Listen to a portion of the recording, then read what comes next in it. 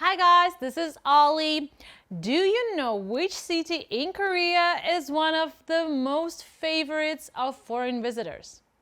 It's Busan.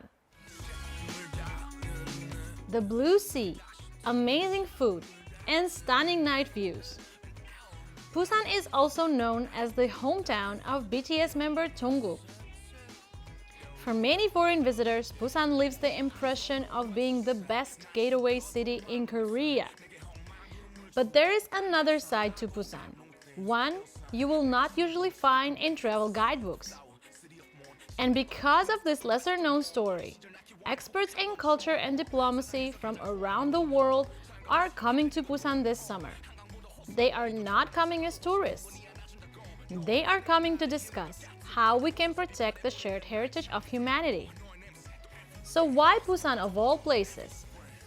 Today we will take a closer look at the story behind Busan and why the world is paying attention to it. What is the first thing that comes to mind when you hear Busan? Haeundae, or maybe Gwangang Bridge, or maybe Train to Busan, the movie. When most people think of Busan, they picture something bright and exciting. But just over 70 years ago, Busan looked very different. During the Korean War in the 1950s, Busan became the wartime capital of the Republic of Korea for 1,023 days. People from all over the country came here looking for safety, and the narrow alleys of the city filled with the lives of refugees. For some, Busan was the last place they could run to. For others, it was the place where they had to start over. Today, Busan is still home to something you will not find anywhere else in the world, the United Nations Memorial Cemetery. It is a place dedicated to the UN soldiers who lost their lives during the Korean War. It also reminds us of the moment when UN forces from 22 countries stood together and shared the cost of war. So Busan is not just a city by the sea. It is a city that lived through war, a city that remembers international solidarity, a city that rose from the ashes and became a global city. This is real Busan. Maybe this is why, in July 2026, Busan is set to take global spotlight. This is because the 48th session of the UNESCO World Heritage Committee will be held there. Think about it. When you're traveling abroad and you see the UNESCO World Heritage mark, doesn't it make the place feel a little more worth visiting? But the mark is not just there to attract tourists. It is more like a global promise that says, this place matters and we need to protect it together. So here's the question. With so many historic sites and natural landscapes around the world, who actually decides what becomes a World Heritage Site?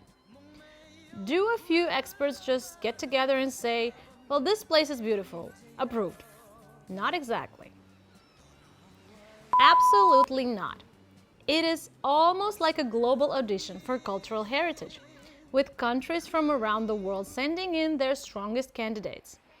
Each country nominates a site. Experts review the documents. Then the committee members discuss, debate, and finally decide whether the site should be added to the World Heritage List. And it's not only about choosing new sites. The committee also looked at whether existing World Heritage sites are being properly protected. In simple terms, the World Heritage Committee is where the world decides how to protect the treasures of humanity. And that important meeting will take place in Busan in July 2026.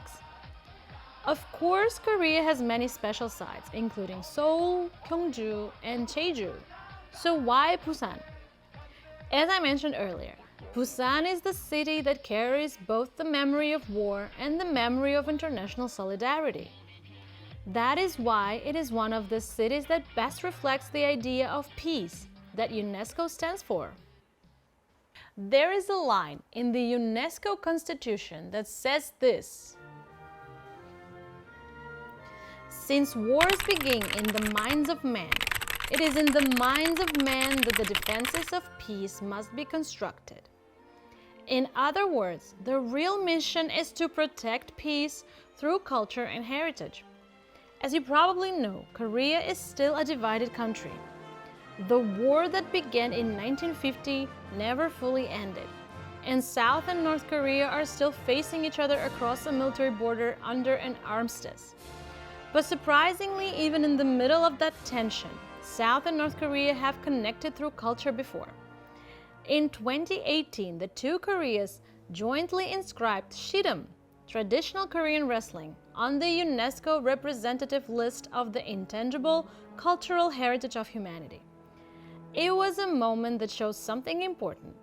Even when politics are different, there still can be culture worth protecting together. Of course, one piece of cultural heritage cannot solve every conflict.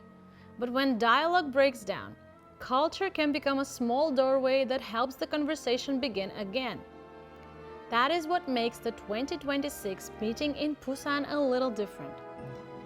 In a city that once fought to survive, there would become a stronger talk about heritage and peace. For many people, Busan is a city of beautiful sea views and great food.